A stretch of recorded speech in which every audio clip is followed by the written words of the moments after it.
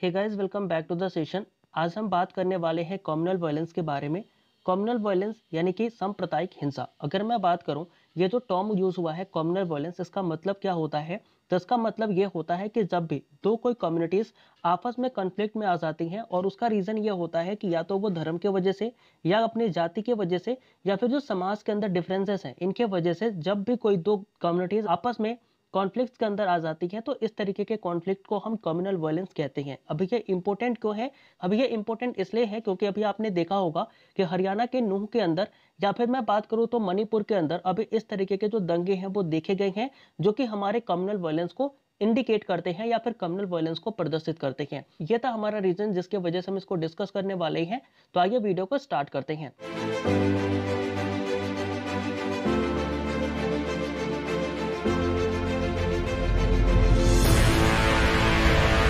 तो हमने अभी बात करी कि कम्युनल वायलेंस का मतलब क्या होता है। तो हमने ये देखा कि कोई भी दो कम्युनिटीज जब आपस में कॉन्फ्लिक्ट में आ जाती हैं on the basis of religion, ethnic का मतलब होता है जात, या फिर सोशल डिफरेंसेस, जो उनके समाज के अंदर डिफरेंसेस हैं इसके वजह से, तो उस चीज को हम कम्युनल वायलेंस कहते हैं। अभी ये जो हमारे कम्युनल वायलेंसेस हैं ये काफी ज्यादा महत्वपूर्ण हो जाते हैं। इसको और भी ज्यादा, जैसे समाज के अंदर जो डिस्टर्बेंस है उसको बढ़ाने के अंदर ये इसका नेतृत्व करते हैं, और समाज के अंदर जो दंगे होते हैं उसको भी कराने के अंदर ये जो हमारे कम्युनल वायलेंस है ये नेतृत्व का काम करते हैं। यानी कि इनके वजह से समाज में दंगे, डिस्टर्बेंसेस हमें देखने को मिलते हैं।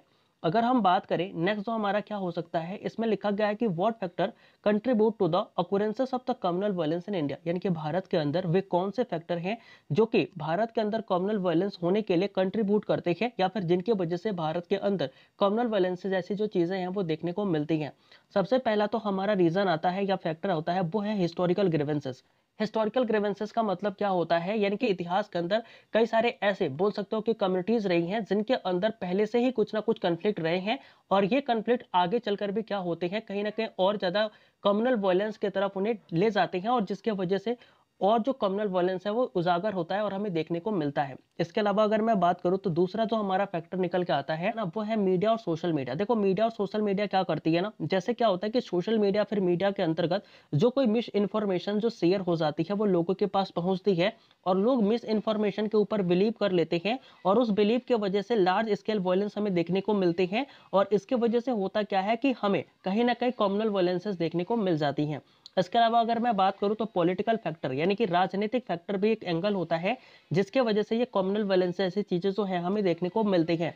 अगर हम बात करें पॉलिटिकल फैक्टर्स की, तो हम देख सकते हैं कि कई पार्टीज के जो बड़े बड़े लीडर होते हैं, जो रिस्पॉन्सिबल लीडर होते हैं, वो कई बार आकर के ओपन रैलियों के अंदर कुछ ऐसे भाषण दे देते हैं जिनसे कि उनका पॉलिटिकल गेन हो, और वे क्या करते हैं, कहीं ना कहीं किसी एक कम्युनिटी को पोलराइज करते हैं ताकि वोट उनके फेवर में आए।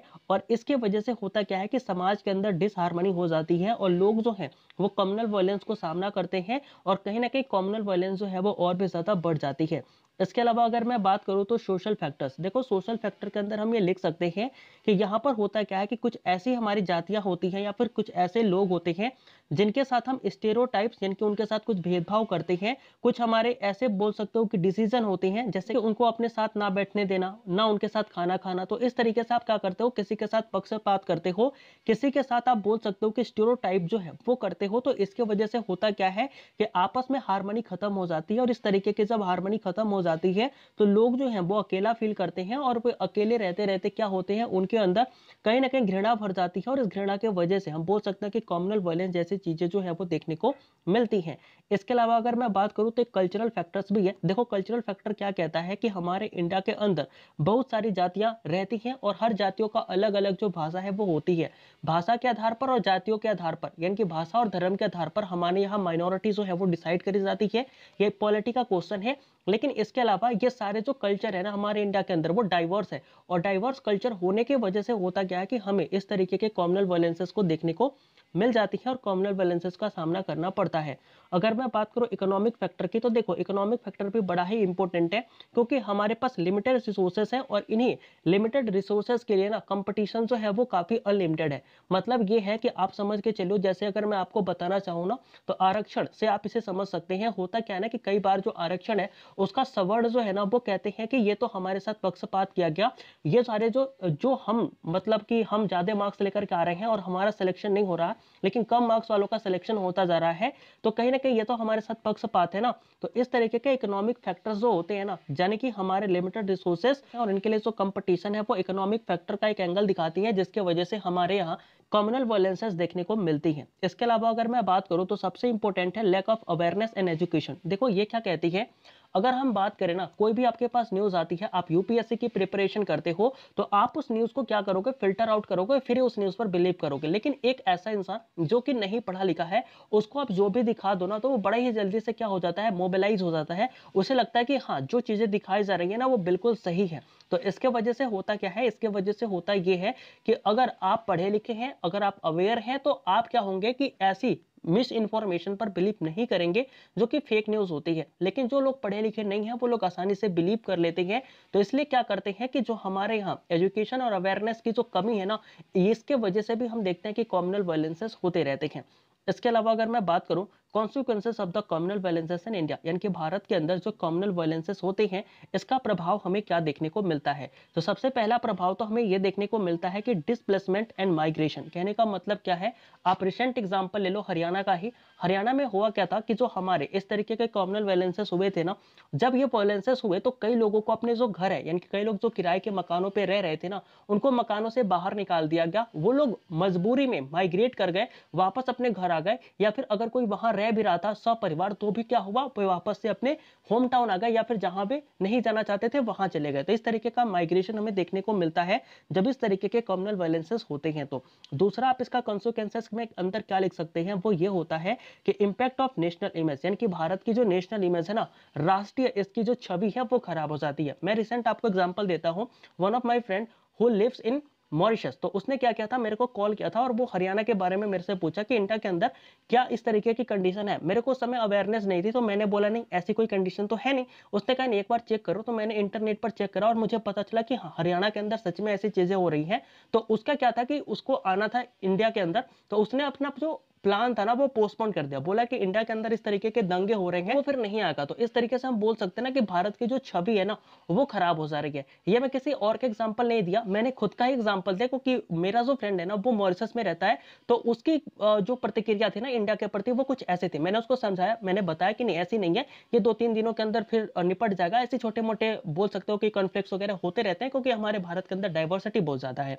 तो बोल सकते हो फिर भी, लेकिन इंडिया का जो नेशनल इमेज है ना वो इससे प्रभावित हुई थी, और ये होती भी है अगर हम बात करें कम्युनल वायलेंसेस की वजह से। तो इसके अलावा हम क्या लिख सकते हैं, इसके अलावा हम लिख सकते हैं कि जो हमारे लोगों की जिंदगी है ना वो भी इसके अंदर चली जाती है। लाइक एग्जांपल आप मणिपुर का ले लो। मणिपुर के अंदर क्या हुआ, कई सारे कॉन्फ्लिक्ट हमें देखने को मिले जो कि क्या थे, वायलेंस थे एक तरीके के। तो उसके वजह से कई सारों की जो जिंदगी है ना वो भी चली गई और लोगों की इंजरी भी हुई। तो इस तरीके की भी चीजें हमें वहां पर देखने को मिलती हैं अगर कम्युनल वायलेंस जैसी चीजें हमें अगर फेस करनी पड़ी या फिर देखने को मिली तो। इसके अलावा अगर मैं बात करूं तो डिस्ट्रक्शन ऑफ प्रॉपर्टी, यानी कि जो हमारी प्रॉपर्टी है, जो हमारी संपत्ति है, उसका भी डिस्ट्रक्शन होता है, उसका भी नुकसान जो है वो देखने को मिलता है। तो इस तरीके से हम बोल सकते हैं कि अगर कम्युनल वायलेंसेस होते हैं तो लोग क्या करते हैं, सबसे पहले जैसे मान लो कि अगर वो रिलीजियस कम्युनल वायलेंस है तो वो क्या करेंगे, किसी ऐसे सेक्रेट प्लेस को जो कि किसी दूसरे के लिए सेक्रेट है वो उसे तोड़ेंगे, उसको बर्बाद करेंगे। तो इस तरीके से होता क्या है कि जो समाज की प्रॉपर्टी है ना वो इससे डिस्टर्ब होती है, वो इससे खराब होती है। इसके अलावा हमारा क्या है, एक है हमारा सोशल डिवीजन। देखो सोशल डिवीजन का मतलब क्या है कि जो समाज के अंदर हार्मनी बनी रहनी चाहिए ना, वो भी हार्मनी क्या हो जाती है, खत्म हो जाती है जब इस तरीके के कम्युनल वायलेंसेस हमें देखने को मिलते हैं। तो कम्युनल वायलेंसेस क्या करते हैं, हमारे सोसाइटी के अंदर जो कोहेशन है, यानी कि बोल सकते हो कि यूनिटी होती है, इंटीग्रिटी होती है, कहीं ना कहीं वो इससे प्रभावित होती है और वो इसके द्वारा खत्म हो जाती है और वो कमजोर हो जाती है। अगर हम इसके अलावा बात करें तो हमारा इकोनॉमिक इंपैक्ट भी देखने को मिलता है, क्योंकि जो बाहर की कंट्रीज है जो भारत में आकर के इन्वेस्ट करना चाहती है, उन्हें क्या लगता है, उन्हें ये लगता है कि भारत में इन्वेस्टमेंट नहीं करना चाहिए, क्योंकि यहाँ पर लोग तो आपस में ही लड़ रहे हैं। तो इससे क्या होगा कि अगर वो इन्वेस्टमेंट करते हैं तो हो सकता है कि उनका इन्वेस्टमेंट जो है वो खराब चला जाए, और इसके लिए बाहर से जो चीजें है ना वो भारत में नहीं आ पाती और रुक जाती हैं। यानी कि कहीं ना कहीं जो ऐसे हमारे प्रोजेक्ट है जो कि हमारे को डेवलप कर सकते हैं वो भी नहीं आ पाते, वह भी बंद हो जाते हैं, और जो बाहर से इन्वेस्टमेंट आनी चाहिए वो भी रुक जाती है। और ये सारे प्रभाव हमें कब देखने को मिलते हैं, जब हम बात करते हैं कम्युनल वायलेंसेस इन इंडिया के।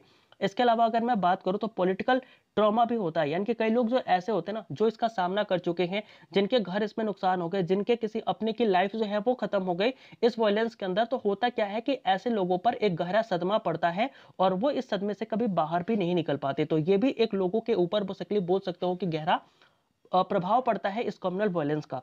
इसके अलावा अगर मैं बात करूं तो एक हमारा है पॉलिटिकल इम्प्लीकेशन। देखो पॉलिटिकल इम्प्लीकेशन क्या होता है कि जैसे अगर आप देखें ना, तो हमारी जो इंडिया है वो क्या कहती है कि हम सेकुलर हैं, और इस तरीके के अगर मान लो कम्युनल वॉयलेंसेस होते हैं और कम्युनल एंगल के तौर पर लोग वोट करते हैं, तो होता क्या है कि लोगों के दिमाग में यह जाता है कि जो हमारे इंडिया, जो कि हम सेकुलरिज्म की तरफ ले जा रहे थे, जहां पर हम रूल ऑफ लॉ को सबसे पहली प्रायोरिटी दे रहे थे ना, वो अभी खतरे में आ जाएगी। और इसके वजह से होगा क्या कि सरकार सही डिसीजन नहीं ले पाएगी। तो कहीं ना कहीं ये भी एक हमारा बोल सकते हो कि कॉन्सिक्वेंसेस होता है, प्रभाव होता है अगर हम बात करते हैं कम्युनल वॉयलेंस की। तो कहीं ना कहीं इससे हमारा जो सेक्युलरिज्म का कंसेप्ट है ना, वो कहीं ना कहीं प्रभावित होगा ही होगा।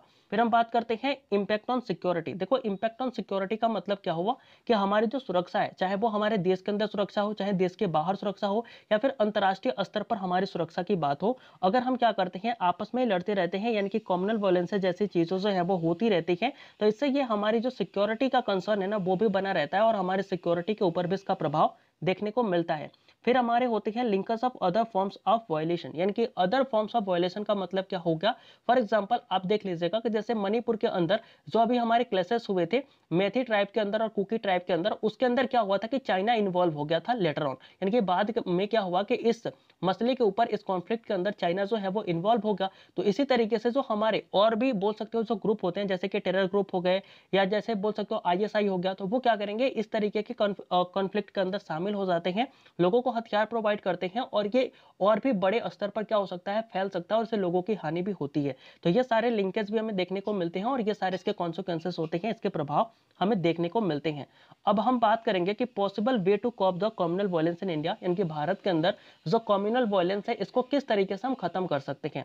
सबसे पहला हमारा आता है पॉलिटिकल अकाउंटेबिलिटी। देखो पॉलिटिकल अकाउंटेबिलिटी का मतलब ये हुआ कि कोई भी ऐसा लीडर कहीं पर भी पब्लिकली जाकर के ऐसा ना बोल दे जिसके वजह से क्या हो, कम्युनल वायलेंस जैसी चीजें जो हो, यानी कि लोगों के भाषण के ऊपर ना, जैसे हेट स्पीच कोई भी दे के चला जाता है, तो उसके ऊपर कंट्रोल होना चाहिए, उसके ऊपर एक कड़ा कानून होना चाहिए कि कोई भी ऐसा लीडर किसी भी पार्टी को वो रिप्रेजेंट कर रहा हो, तो वो भी कुछ ऐसा ना बोल दे जिसके वजह से समाज के अंदर डिसहार्मनी हो जाए। तो पहला हम काम ये कर सकते हैं।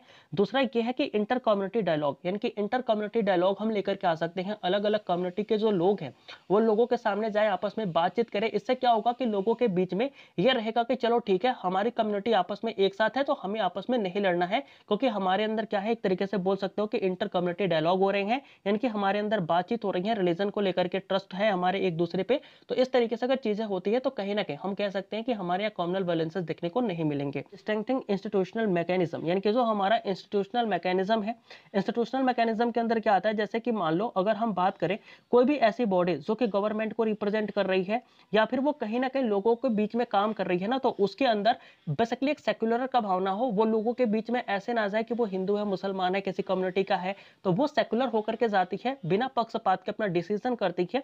अगर इस तरीके से वो काम करती है, या फिर जो हमारे इंस्टीट्यूशनल होते हैं वो इस तरीके से और भी मजबूत करे जाते हैं, जिसके अंदर पॉलिटिकल इन्फ्लुएंसेस ना हो, चाहे वो पॉलिटिकल पार्टी हो या कोई भी हो, तो इस तरीके से क्या होना कि हम इसे और भी ज्यादा मजबूत कर सकते हैं, और कहीं ना कहीं हमारे जो कम्युनल टेंशन है वो और भी ज्यादा डिक्रीज होंगे, और इस तरीके के वायलेंसेस देखने को नहीं मिलेंगे। नेक्स्ट हम बात कर सकते हैं कल्चरल प्रिवेंशन। देखो कल्चरल प्रिवेंशन का मतलब क्या है कि हमें संविधान भी बताता है कि अगर कोई माइनॉरिटी है, उसका कोई भी कल्चर है, तो हमें प्रिजर्व करना चाहिए।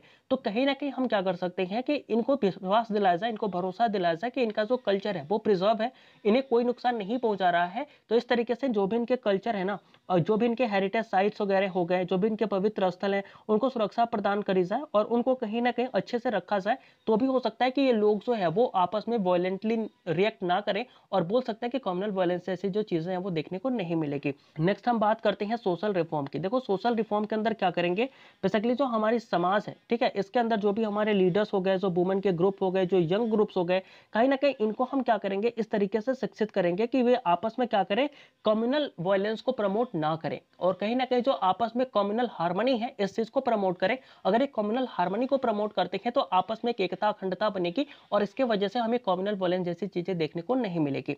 फिर हम बात करते करते हैं इकोनॉमिक मेजर्स के। देखो इकोनॉमिक मेजर्स क्या कहते हैं कि अगर हम क्या करते हैं समाज के अंदर जो हमारी पॉवर्टी है इसे खत्म कर देते हैं, सभी के बीच में इनइक्वालिटी लेकर के आते हैं, डिस्क्रिमिनेशन जो है इसे हम खत्म कर देते हैं, और कहीं ना कहीं मार्जिनल ग्रुप जो हमारे बने हुए हैं इनके अंदर भी हम कहीं ना कहीं हार्मनी बना देते हैं।